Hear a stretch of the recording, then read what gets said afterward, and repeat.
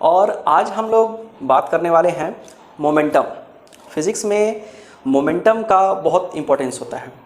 अब इसको हम लोग समझते हैं पहले। तो मान लीजिए आपको एक बुलेट दिया गया, बुलेट जो पिस्टल में डाल के हम लोग फायर करते हैं। तो अभी केवल बुलेट दिया गया आपको और आपने उससे किसी को फेंक के मारा, तो उससे क्या उसका इम्पैक्ट हो सकता है?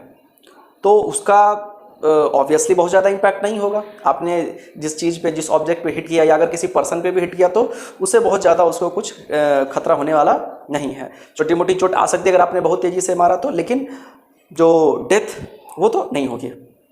अब अगर उसी बुलेट को आपने पिस्टल में डाल करके फायर कर दिया तो सामने वाले इंसान की डेथ हो सकती है। अब ऐसा कैसे हो गया? जब उसी बुलेट से जब हमने हाथ से फेंक के मारा तो कुछ भी नहीं हुआ, जबकि उसे पिस्टल में डाल के फायर किया गया तो उसकी डेथ हो गई। तो आइए समझते हैं एक्चुअली में हुआ क्या है।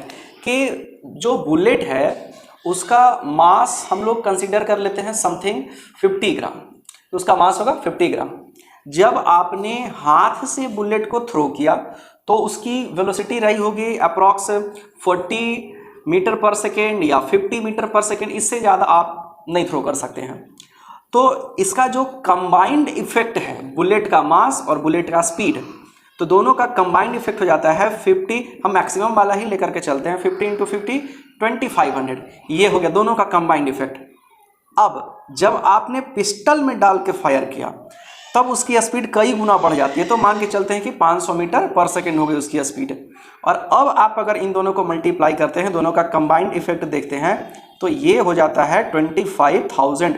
तो एक है 2500 और एक है 25,000, यानी लगभग इससे 10 गुना ज़्यादा है ये। तो 10 गुना ज़्यादा इम्पैक्ट क्रिएट हो रहा है। और डिफरेंस किसके वजह से आ रहा है? इस स्पीड के वजह से। तो मास और स्पीड, इन दोनों का जो कंबाइंड इफेक्ट होता है उसी को कहा जाता है मोमेंटम।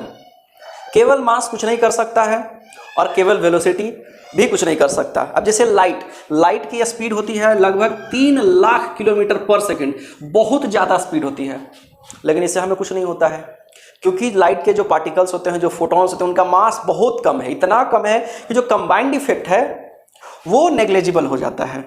तो केवल स्पीड भी बहुत ज़्यादा है, उससे कोई इंपैक्ट होने वाला नहीं है। केवल मास बहुत ज़्यादा है। जस्ट फॉर एग्जांपल, एक बहुत बड़ी ट्रेन है और वो खड़ी है, चल नहीं रही है, आप उसके नीचे लेट जाइए, आपको कुछ नहीं होगा क्योंकि मास बहुत ज़्यादा है लेकिन स्पीड जीरो है।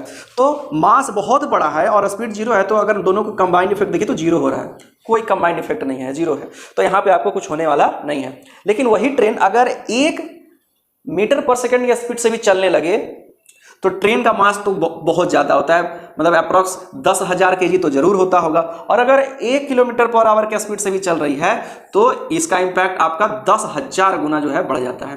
तो इस कंबाइंड इफेक्ट को ही हम लोग कहते हैं मोमेंटम।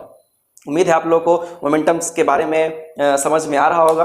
और ऐसे ही फिजिक्स के इंटरेस्टिंग वीडियोस के लिए हमारे चैनल को लाइक कीजिए, सब्सक्राइब कीजिए, हमारे वीडियोस को अपने फ्रेंड्स के साथ शेयर कीजिए। मिलते हैं अगले वीडियो के साथ में, तब तक के लिए धन्यवाद।